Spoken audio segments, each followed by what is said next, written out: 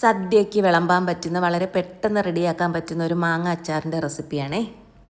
ഒരു മാങ്ങയാണ് എടുത്തേക്കുന്നത്. ഇത് കഴുകി വെള്ളം തുടച്ചതിന് ശേഷം ഈ ഒരു സൈസിന് നമുക്ക് കട്ട് ചെയ്തെടുക്കാം. തൊലിയോട് കൂടി തന്നെയാണ് കട്ട് ചെയ്തേക്കുന്നത്. ഇതിലേക്ക് 2 ടീസ്പൂൺ ഉപ്പ് കൂടി ചേർത്ത് നല്ലതുപോലെ ഒന്ന് മിക്സ് ചെയ്ത് കൊടുത്ത് നമുക്ക് മാറ്റി വയ്ക്കാമേ.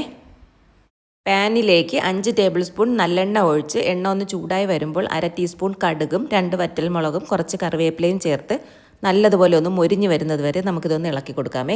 2 ടേബിൾ സ്പൂൺ മുളക് പൊടി കുറച്ച് വെള്ളം ഒഴിച്ചൊന്ന് കുഴമ്പ് രൂപത്തിലാക്കിയതാണ്.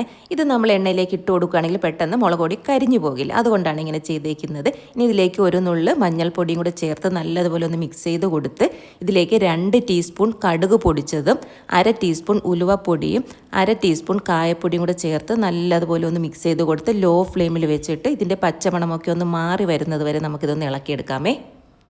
1 ടേബിൾ സ്പൂൺ വിനാഗിരി കൂടി ചേർത്ത് നല്ലതുപോലെ ഒന്ന് മിക്സ് ചെയ്ത് കൊടുത്തിട്ട് നമുക്ക് ഫ്ലെയിം ഓഫ് ചെയ്യാം. ഇനി ഇതിലേക്ക് കട്ട് ചെയ്ത് വെച്ചേക്കുന്ന മാങ്ങ കൂടി ചേർത്ത് നല്ലതുപോലെ ഒന്ന് മിക്സ് ചെയ്ത് കൊടുത്ത് ഉപ്പ് കുറവാണെങ്കിൽ ഉപ്പ് കൂടി ചേർത്ത് കഴിഞ്ഞാൽ നമ്മുടെ വളരെ പെട്ടെന്ന് റെഡിയാക്കാൻ പറ്റുന്ന മാങ്ങ അച്ചാർ റെഡി. എല്ലാവരും ഒന്ന് ട്രൈ ചെയ്ത് നോക്കണേ.